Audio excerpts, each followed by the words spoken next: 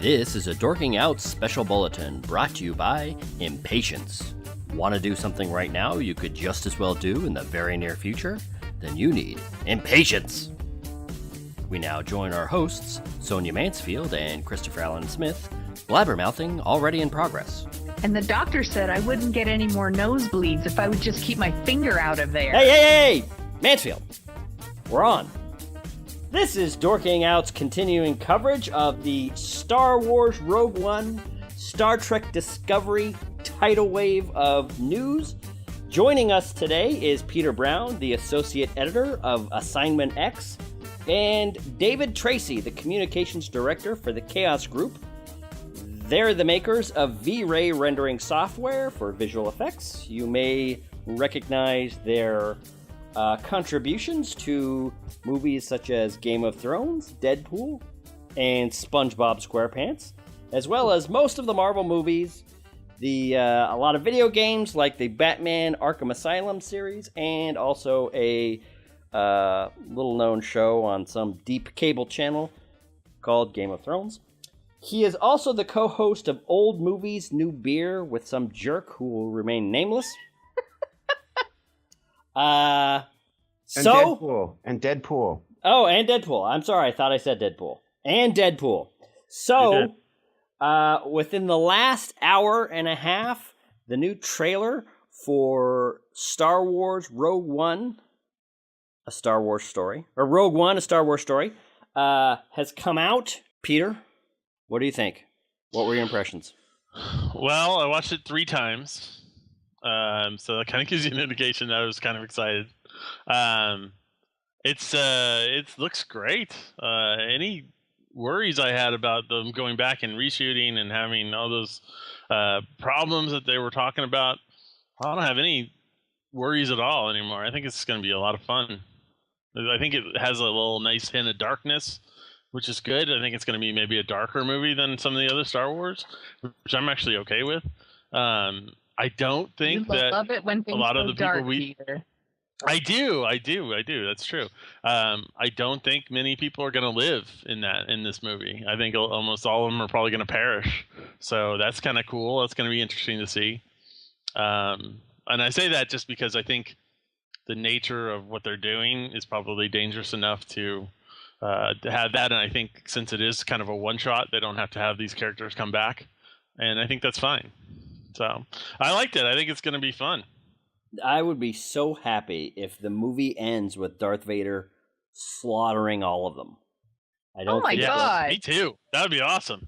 But you guys are terrible. Especially the blind Force guy, whoever that is. That's right.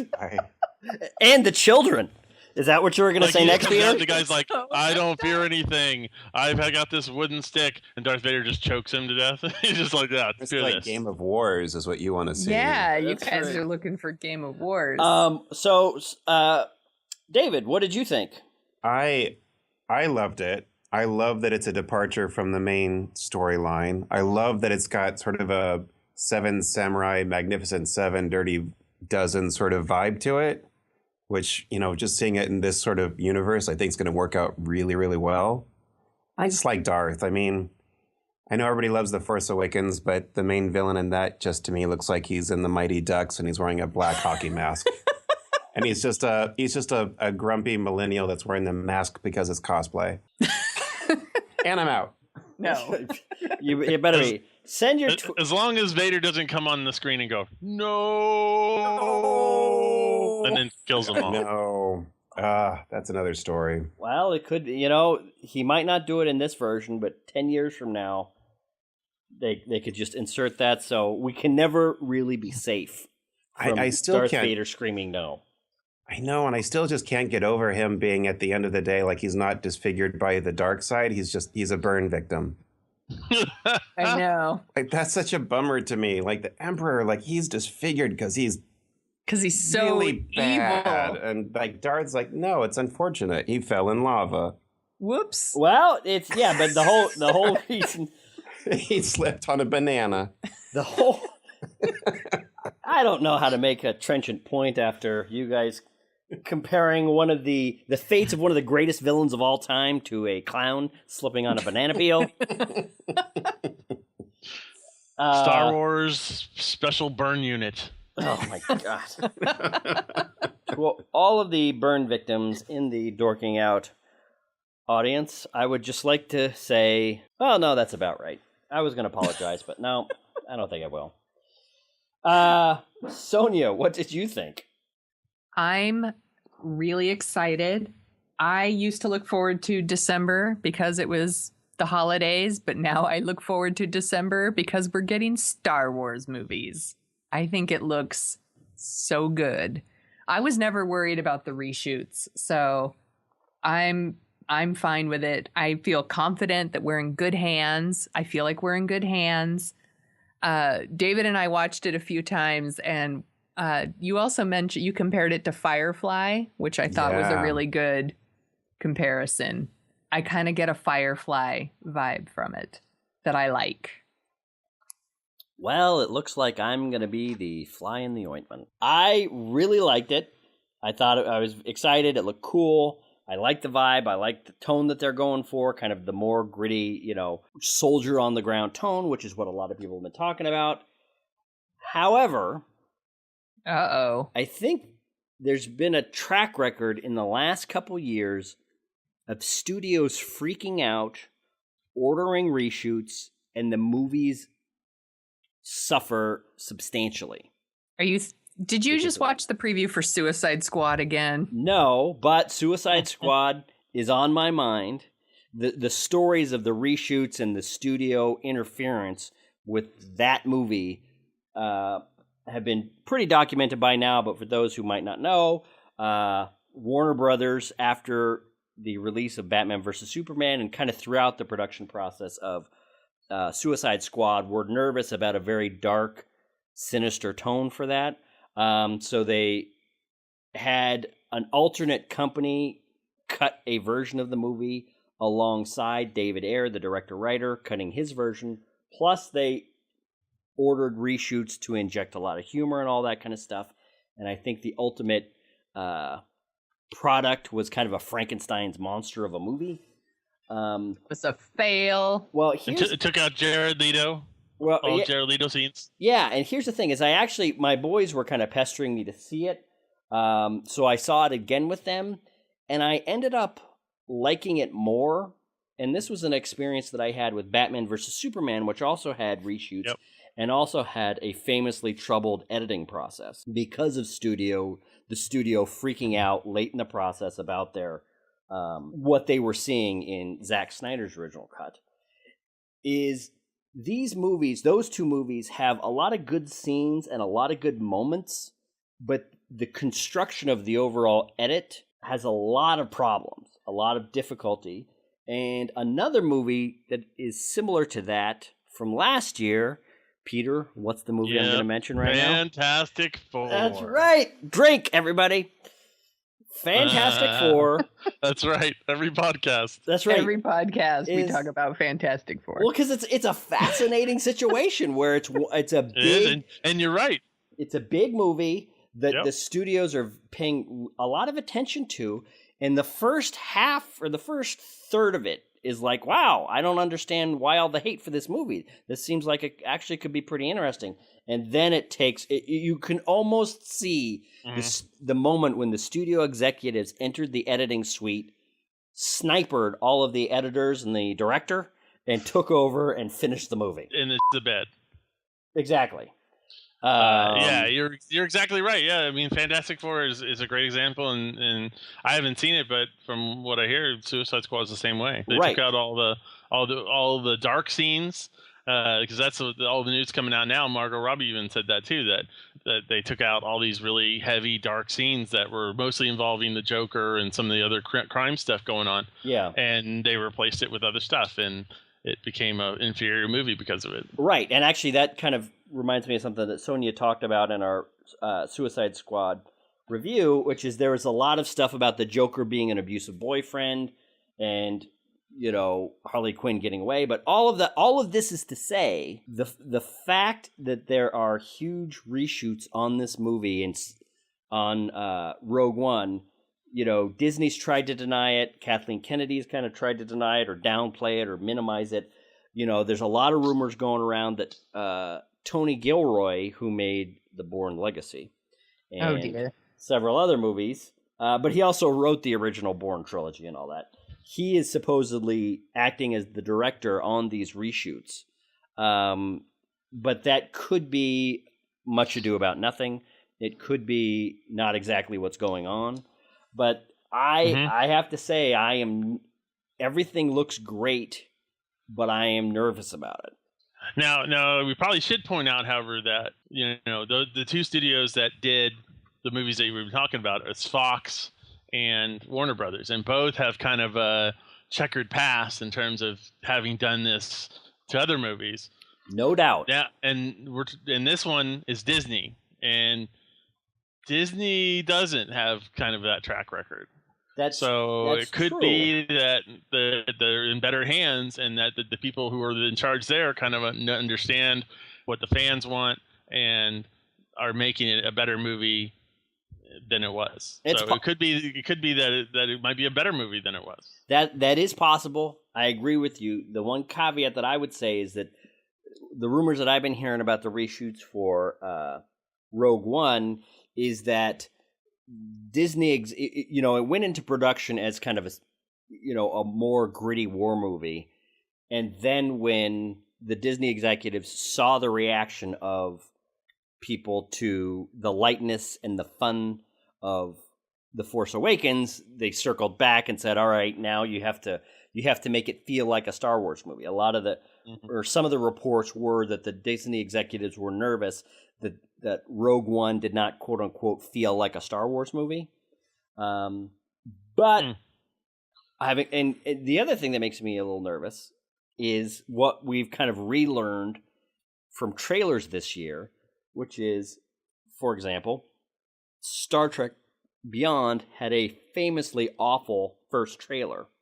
And then it turned out to be a pretty fun, really enjoyable, maybe the best of the Star Trek reboot movies. So, and then actually, oh my God, I don't even know why I'm forgetting this example. My favorite trailer of all time probably is for Star Wars Episode 1, which did not bode well for that movie. It's still an amazing trailer. The trailer for the first teaser trailer for Star Wars Episode 1 is so good that every time I watch it, I want to go back and watch Star Wars Episode 1, even though I know that will only end in tears. And the Ghostbusters trailers weren't great either, and it ended up being all right. You guys thought it was okay? It was. Yes, I did. It was very okay. And those trailers were bad. I would disagree with you there, but they were not.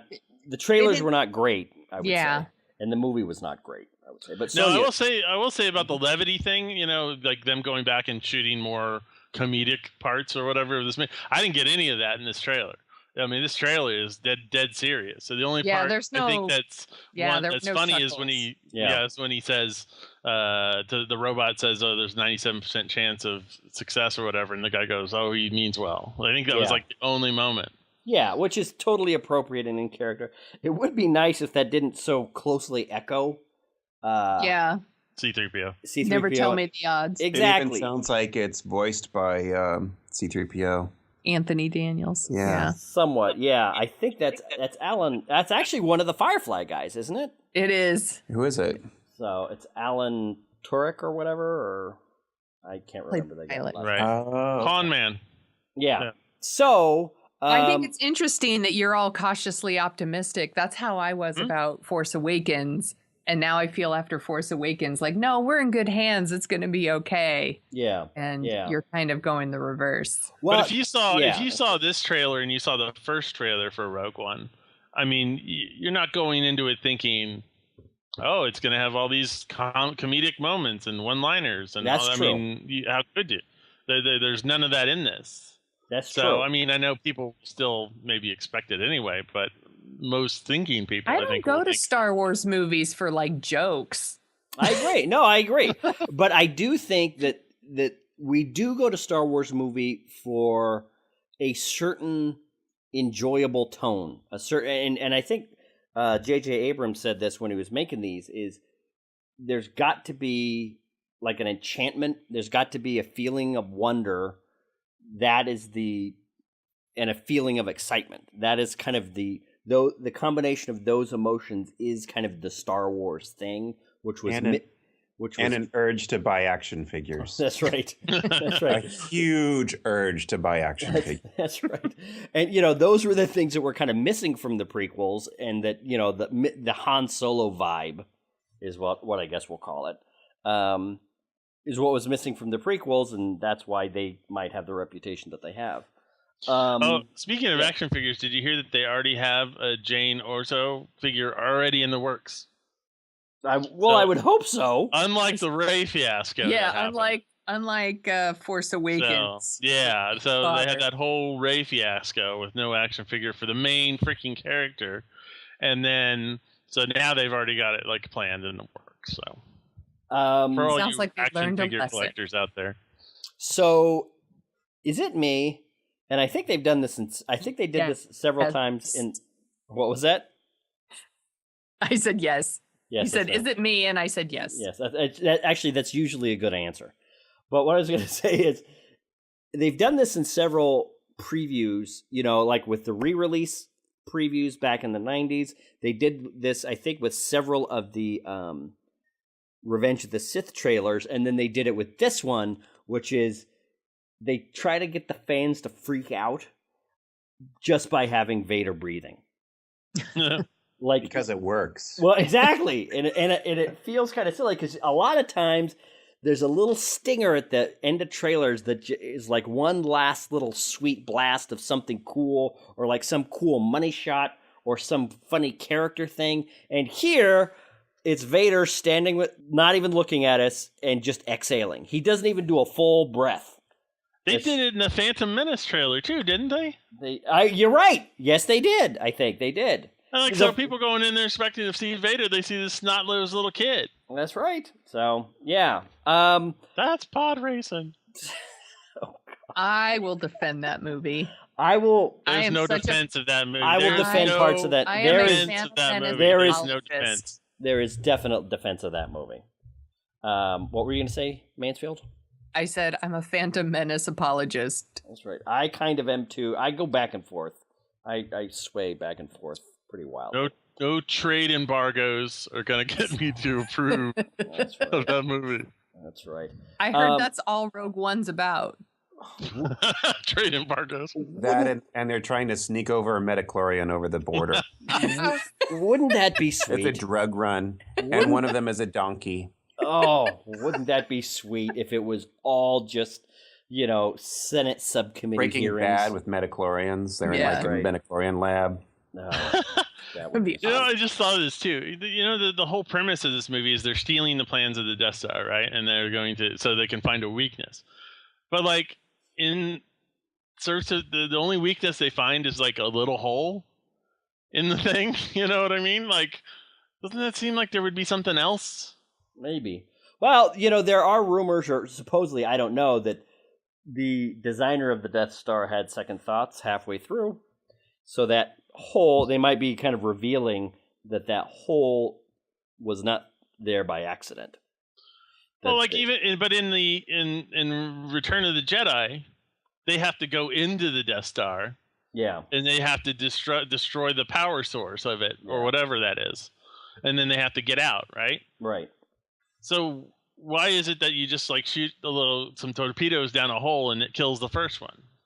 Like I've always had a problem with that. That's the one thing. Chain reaction. Because it starts a chain reaction, and it's Star Wars, and they're all engineers. They know that destroys the structural integrity. Exactly. They know what they're doing. I guess what I'm saying is I hope they have some sort of explanation as to why you have to shoot a torpedo into a hole to kill the thing. They do have an explanation. They have an explanation in Luke's briefing in A New Hope. Are you one of these fans? You know, I think it might be appropriate that we're going to be segueing into Star Trek here in a second. All right. Because you seem to be one of those nitpicky, never satisfied fans. I just have always had a problem with the fact that they have to like shoot a torpedo into it, and then in the third movie they have to actually go in and they have to do something that's of significance. That's because they fixed the problem on the second Death Star. Let's make sure we don't do that again. It was 2.0. That's right. There was a bug. That's right. So And they then had in The to do Force something- Awakens, they did the exact same thing. Well, that's true. Yeah. But that's a different thing. So, Sonia, did you have any further thoughts on Star Wars Rogue One? Nope. I'm good. David, did you have any further thoughts? No, I'm still excited. You're not going to rain on my parade. Yeah. No, I'm excited. I'm just nervous. Peter, do you have any further complaints of anything Star Wars or Complaints. anything else that we love? Well, I'm a huge Star Wars nerd. I don't have that many complaints about it. I just have maybe one or two.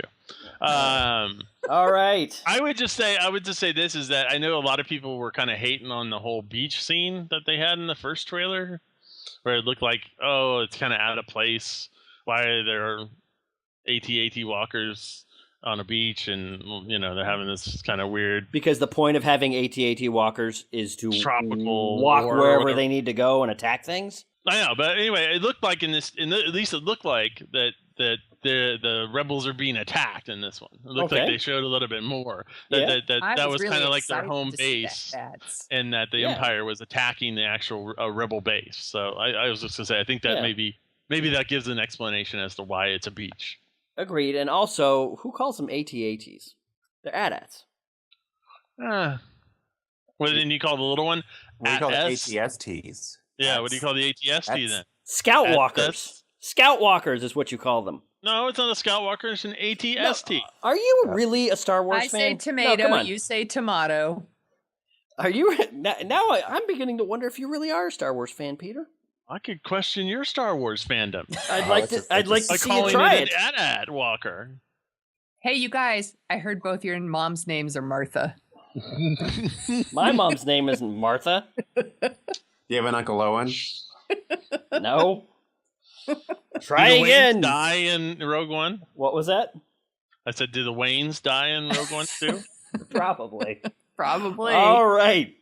Speaking of the Waynes dying, I would like to announce a special that's coming out. We can finally make this announcement. On the August 29th episode of Dorking Out, we will be doing a Star Trek celebration of the 50 years of Star Trek. Joining us for that special episode This will is be very exciting. very exciting. Gene Roddenberry. Close. No. Oh, Mark A. Altman, the co-writer of the 50-year mission, the complete uncensored, unauthorized oral history of Star Trek, and I believe we're also going to be having his co-writer, Edward Gross, but that one we're nailing down.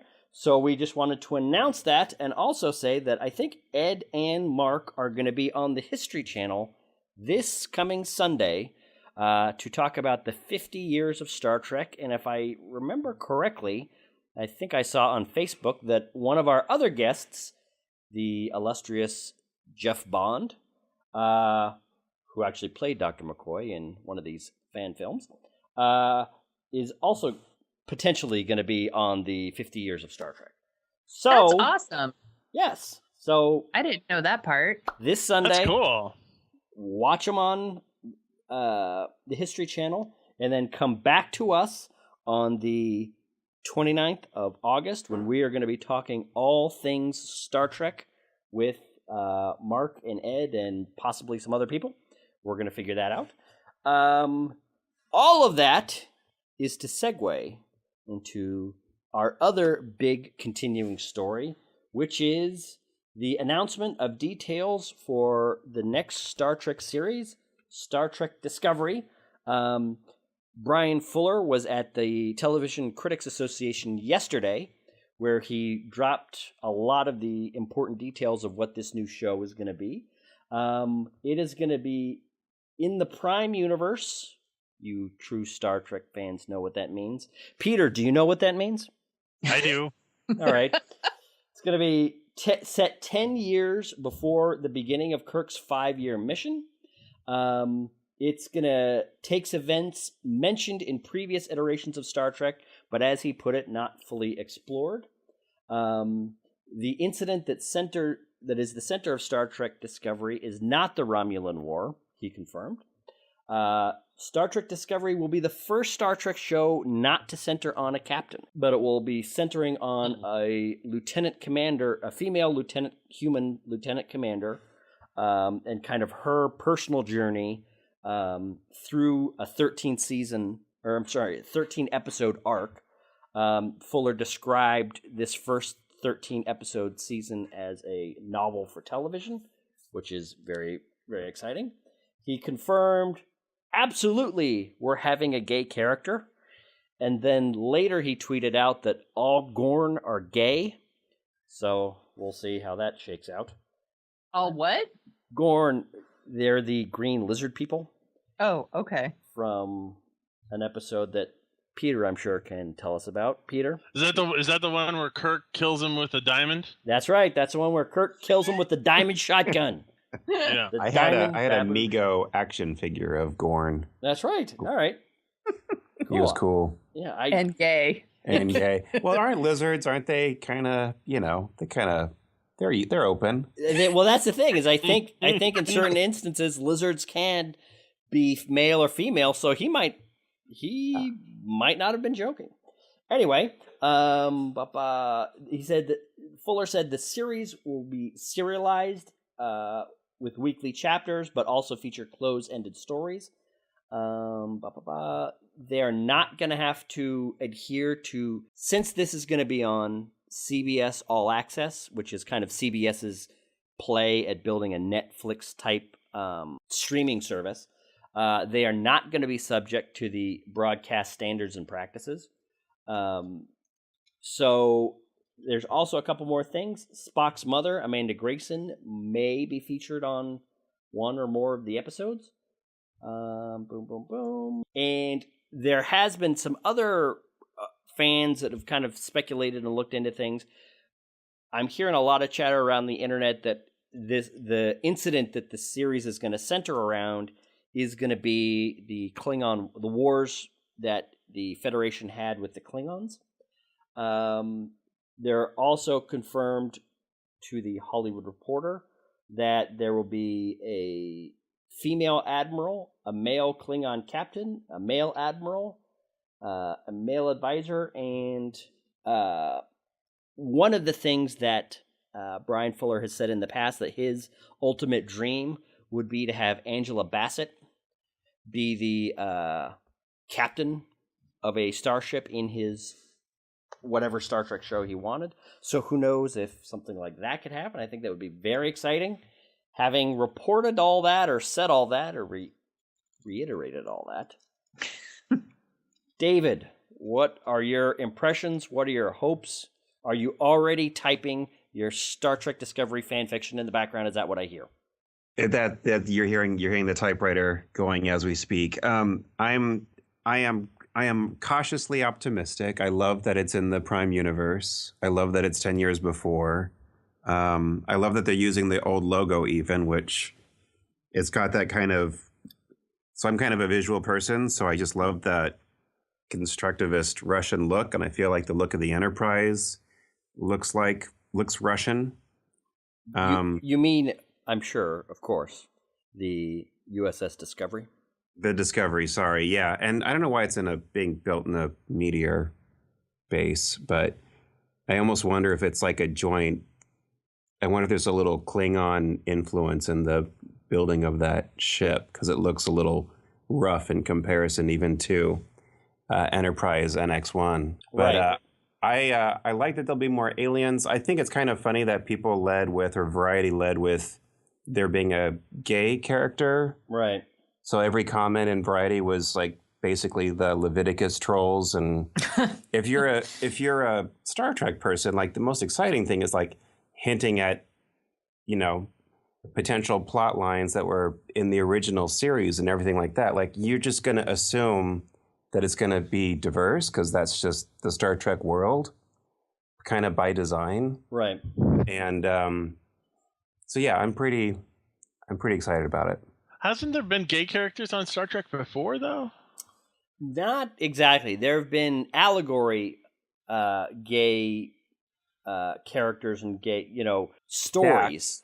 Like But various races or whatever. yeah, I think there was an episode of The Next Generation where Riker fell in love with an alien, and because of the culture of that alien, it was a very kind of close parallel to gay people living in that time and coming out and all the stress and strife that they have to go through. So there has been Star Trek has dealt with that situation in the past, but I believe there were some rumors. I think it was on Deep Space Nine. It might have been on Voyager where they were going to have kind of an out gay character that at the last minute was nixed. So there is kind of a history of people in the Star Trek fandom hoping for this development to come to pass, and it's never quite come to pass. People have hinted at Dax from DS9. Yeah, and I believe, I think there was but that's a confusing story right there. Exactly, and that is kind of one of the things. And part of me, I kind of were the Leviticus trolls. I did think it was, and it could just be my impression on Twitter that when I was watching all the tweets coming out from the news conference, there was a moment where every single tweet was exactly this quote. Absolutely, we're having a gay character. Like, it was one of the big things. And I think part of that is just the nature of people reporting news. But I want to float a theory with you guys. The romances, we make a lot of jokes about Kirk skirt chasing his way across the galaxy. But other than that, there hasn't been a lot of stories centered on romances of any of the characters, I don't think. Well, Next Generation had a whole bunch of them. Well, they had mentions of them, but I don't think there was a lot of stories that kind of where that was a key element. It was kind of like, this is what this character's doing at this particular time. But a lot of it, and I think it was this way in the original series also, is, well, I'm wed to my career. We have these little dalliances, but, when push comes to shove, it's the crews working together and kind of not being romanced together, right, just doing their jobs, where a lot of the stories reside. Yeah, wasn't it on Generation or Next Generation? They would kind of hint at like Picard and the Doctor, and they were a thing in the past, right? Right. And what about Riker and the Troy? counselor? Yeah. See, that's the thing. Riker and Troy. That was definitely a thing that they hit. Then there was son in 2, Wrath of Khan. Riker and Troy and Worf. That's true. Yeah. All right. Well, I guess when we think about all the different characters over all the different shows, and those yes, those are some examples. It just seems like a lot of the storytelling weight, or almost all of the storytelling weight in the Star Trek universe, is not centered on the romances of any of the crew. Yeah, it's not very soap opera. Right. No. So I think it's just the nature of the show, though. It's more about aliens and science fiction and that kind of thing, rather than who they're hooking up with. And so I'll having a little bit established that, I'm going to float another theory that I've kind of noticed, but it could just be, this is some of the things I've noticed, is that in a weird way, Star Trek fans are maybe a little prudish. Like, they're open in theory, they're open in actually even in practice, but when it comes to their Star Trek, they don't want a lot of kissing and that kind of stuff. They want space adventures. As long as she's green, it's okay. Well, that's the thing, and I'm wondering, is part of this reaction not so much, oh, we have a gay character, but it's kind of like, we don't come to Star Trek for romance. We come to Star Trek for cool aliens and weird mind-bending stories. But Greenie was that was Batgirl, wasn't it? I mean, she was. Who is this? Greenie in the original Star Trek. That was what's her name, who played Batgirl in Batman in the 60s. Wasn't that her? I don't know. I know Yvonne Craig. Is that who you're talking about? Yeah, Yvonne Craig. I think she was in there, but I can't remember her specific character. But she was hot stuff. And the the rebooted Kirk hooked up with a green one too, right? Well, yeah, that's the thing, is the rebooted Kirk, I mean, hell, the rebooted Kirk had a threesome in the second movie, which was That's definitely a weird thing to... He's more fratty in the new movies. Yeah.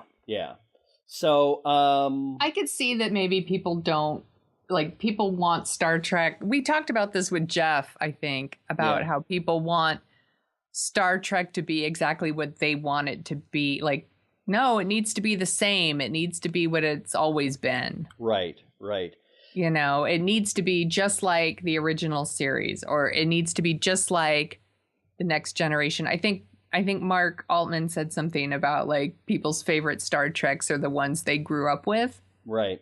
I think that about Bond too. I learned that from This Movie from Patrick Bromley, that people's bonds are usually the ones they grow up with. You're right. Definitely. So I think people probably think, you know, they want Star Trek to be how they remember it. And so they don't want it to change. And I think that's ridiculous. Roger Moore. And this is this is something else we need to, you know, that we talked about with Jeff. Like, Star Trek needs to take it to the next level. It needs to be prestige TV. It needs to have characters that have interesting lives, that it's more than just like, and then we went to the planet and this happened, and it needs more. Yeah. So people are just going to have to get over it. Well, here's the bummer, though. If you're being a Star Trek fan, you're forever in the shadow of Star Wars. Just like if you're a DC fan, you're in the shadow of this insane Careful universe. Now. No, it's just like we're kind of in a bummer spot. Like if you're Star Trek, you're kind of like grasping for any love you could possibly get in comparison to the other franchises. Yes. Out there, and so of course you're going to cling to, and I think there's an ideological aspect to Star Trek, and like being a Star Trek fan was never acceptable and cool, whereas when Star Wars came out, everybody loved Star Wars. Every age group loved Star Wars, but during Star Trek, no, you're a nerd boy if you liked Star Trek. Like there's nothing cool about Star Trek. So you're going to cling on to that. Cling on. Get it? I get it. I caught that. Point, I don't get it. Do you think that is because Star Trek has been mostly television and Star Wars is all movies? Well, I think part of it, then I want to circle back here in a minute to some of these details, but I think part of it is Star Trek was always looked kind of cheap and looked kind of schlocky in the best ways. And I know that was kind of the state of the art in the 60s when they did things.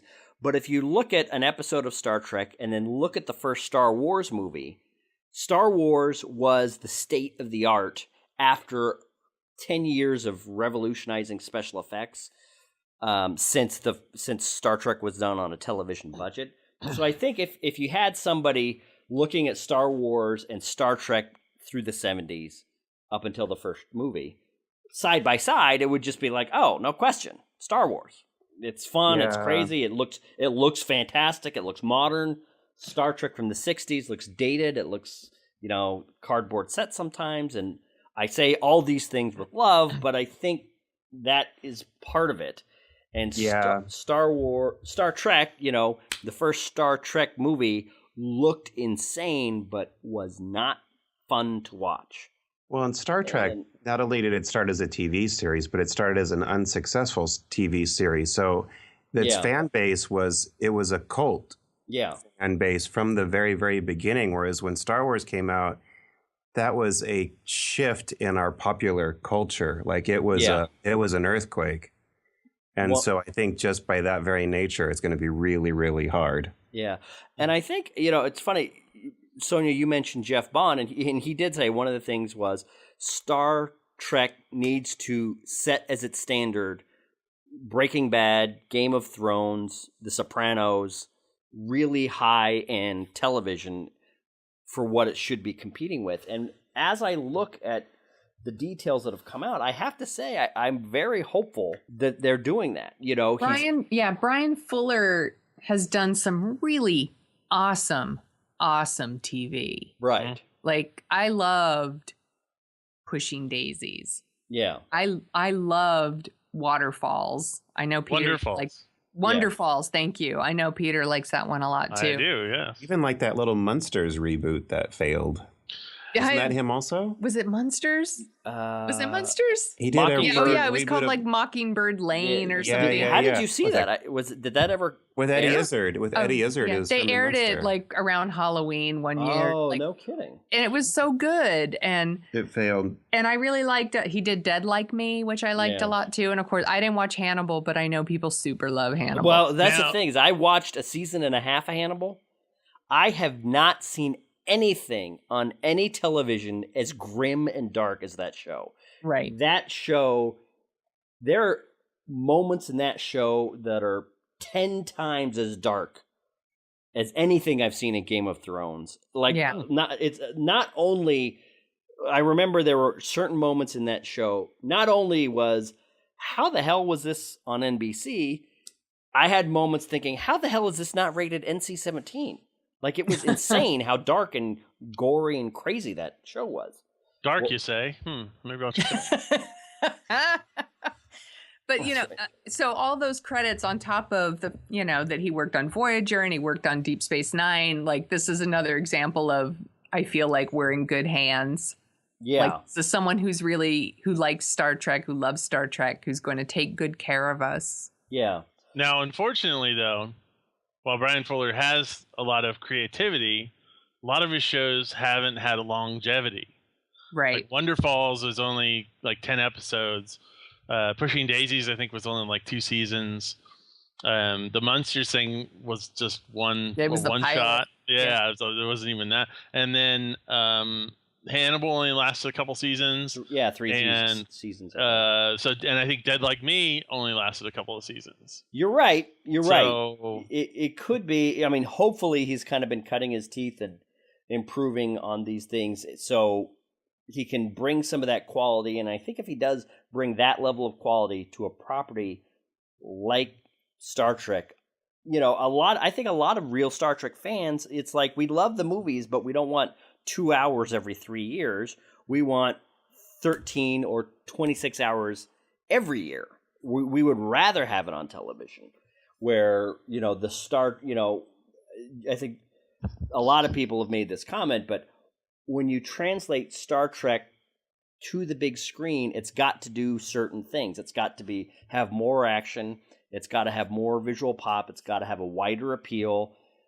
And so a lot of the things that hardcore Star Trek fans love about it have to get kind of purged out in order for it to be financially successful as a movie. Well, so maybe that won't be such an issue on a streaming service. Exactly. So that's what I'm thinking is I think what's going to happen is a lot of the, and for all the derision that the J.J. Abrams rebooted series has gotten from some hardcore fans, I've seen a lot of people that have been brought in, as Paramount probably hoped, been brought into the Star Trek fandom from those movies.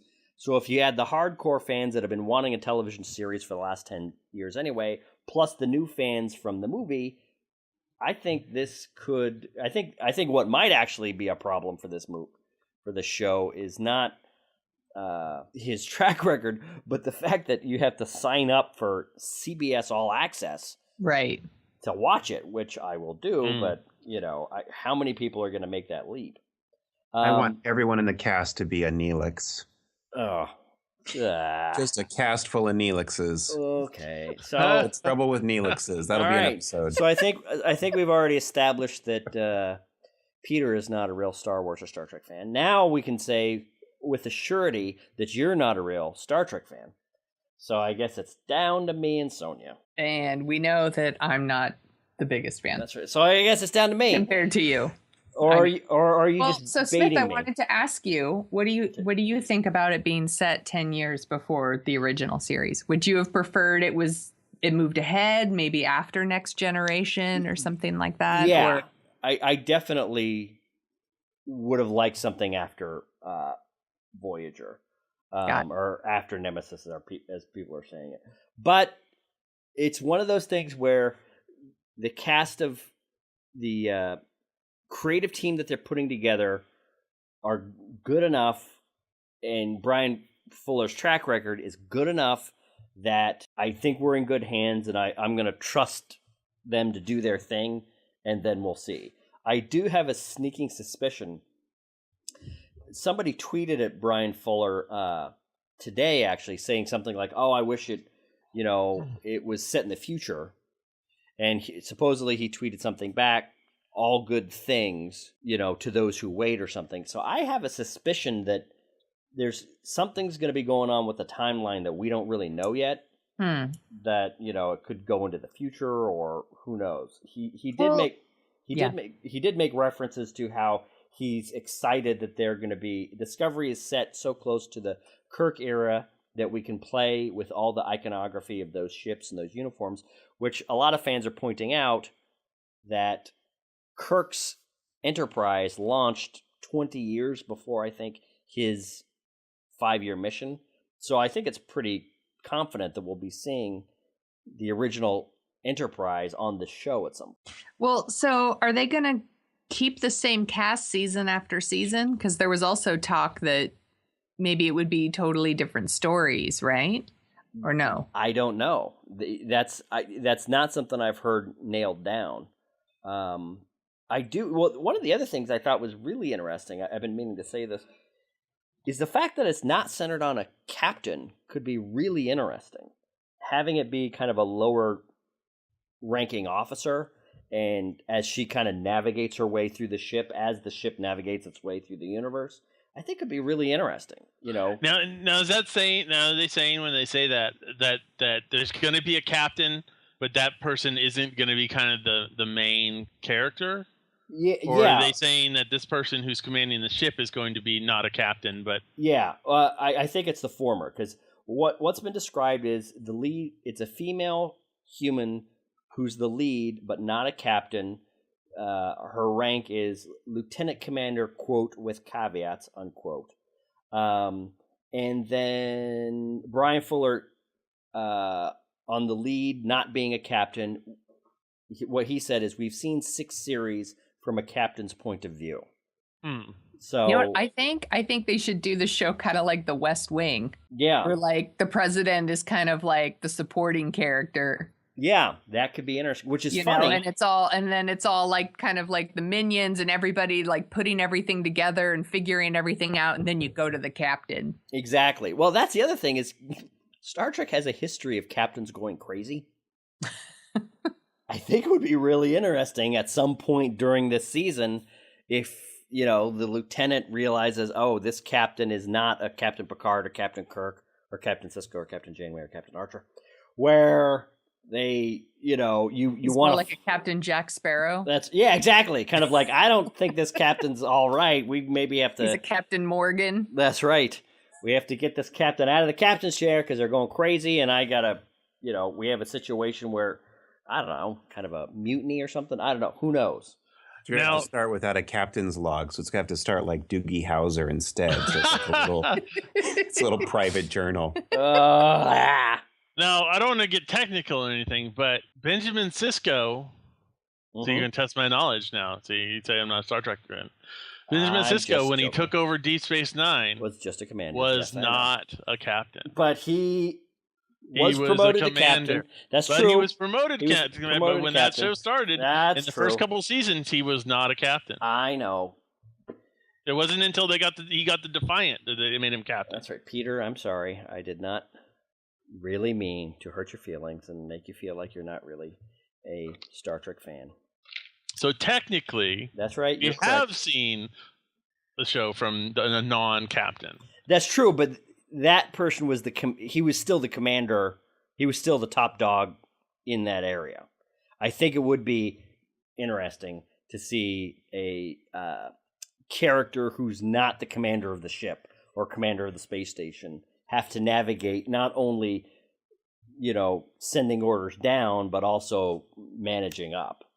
Or what if, that's the thing that could be really interesting. What if the captain's, either crazy or incompetent, or, having the captain be flawed in serious ways could open up a lot of storytelling possibilities that Star Trek has never really dealt with, because all their captains have been perfect and great and everybody loves them and they're so damn wise.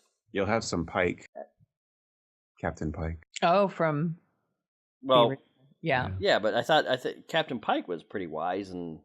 Pretty wise. Pretty, yeah.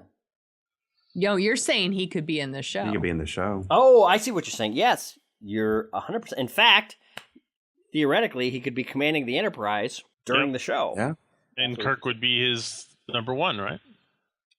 Was Kirk? Kirk wasn't on it. Oh, Kirk wasn't on it? Oh, okay. No. I wasn't sure. I think in the Prime universe, Kirk was on another ship first. He was on the Farragut, which got destroyed around this time, I think. He was on the Nougat. It's on the... That's right. Yeah, it says Nougat. That's right. So... Flying around the Milky Way. It sounds delicious. It really satisfies. That's right. Well, I'm satisfied. David, do you have any further contributions to make to our Star Wars, Star Trek discussion for this special bulletin? I can only say that there are like 4 Star Trek board games that are coming out like within 2 months of each other, so I don't know where to go first on the board game realm, so we'll have to talk about that another time. Cool. All right. Peter, do you have any thoughts that you would like to share? No, but I do have one question for you specifically. So you mentioned that his favorite person to be in this role would be Angela Bassett, right? Yeah. Isn't that what he said? Yeah. So how many...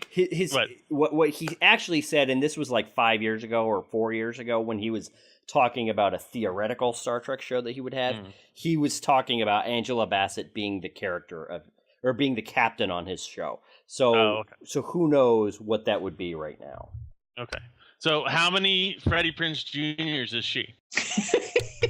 I'm sorry, I had to sneeze. Angela Bassett? She's a lot.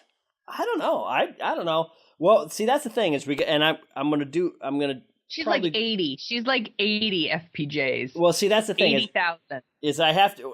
I think we need to figure out our scale of FPJs, and you know, we need to figure out where Julia Roberts and Meryl Streep and Robert Downey Jr. where they stand at the top, and then we could. So I would say Angela Bassett's like halfway up, 3/4 of the way up there.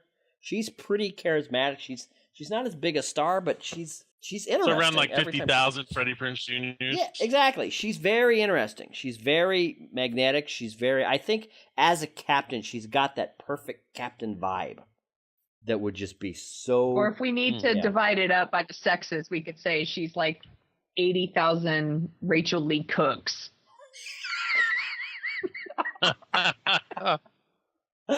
That's right. So we could figure something. That's Rachel Lee Cook. She's like 80. She's like 80,000 RLCs. That's right.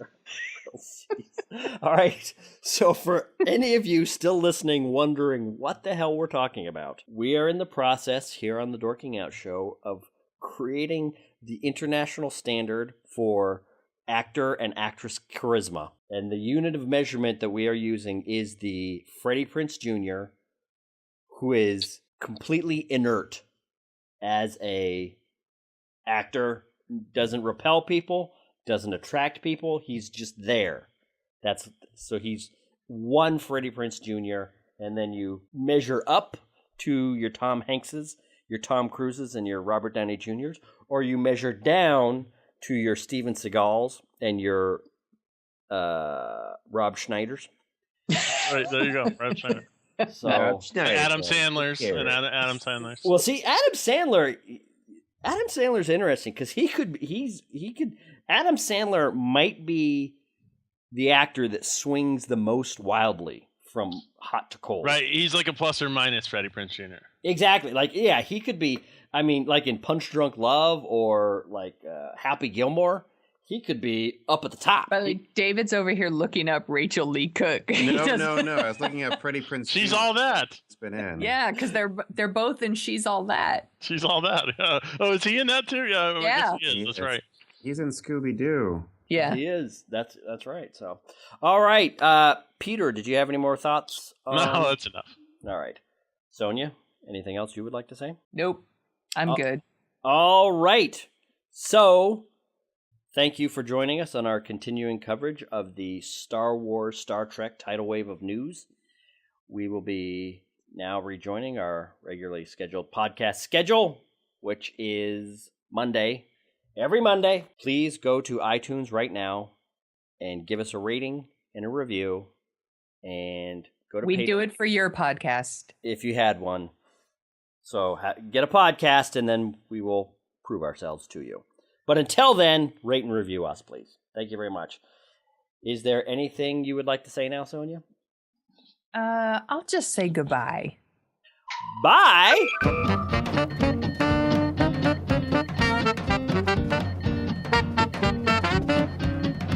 The Dorking Out Show is on Twitter at Dorking Out Show, where you can find Chris at Jet Jurgens and Sonia at The Sonia Show. You can read about Sonia's random adventures at thesoniashow.com and track the slow and creeping progress of Chris's novel and his other hijinks at jetjurgens.com.